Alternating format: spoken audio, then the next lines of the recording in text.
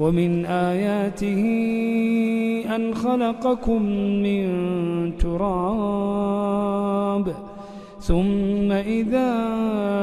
أنتم بشر تنتشرون ومن آياته أن خلق لكم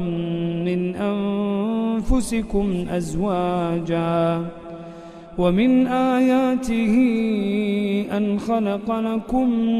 من أنفسكم أزواجا لتسكنوا إليها وجعل بينكم مودة ورحمة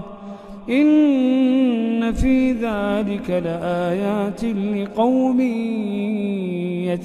يتفكرون ومن آياته خلق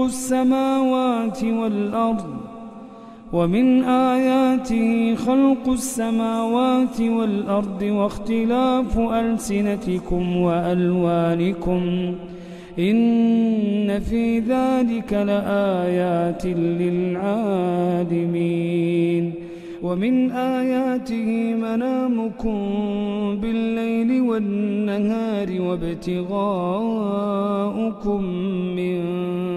فضله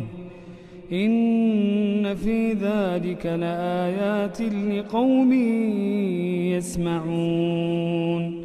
ومن آياته يريكم البرق خوفا وطمعا وينزل من السماء ماء فيحيي به الأرض بعد موتها إن في ذلك لآيات لقوم يعقلون ومن آياته أن تقوم السماء والأرض بأمره ثم إذا دعاكم دعوة من الأرض إذا أنتم تخرجون وله من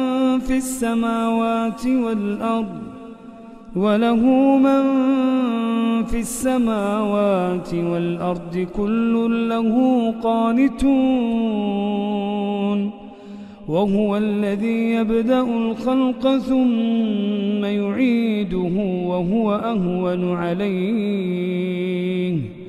وله المثل الأعلى في السماوات والأرض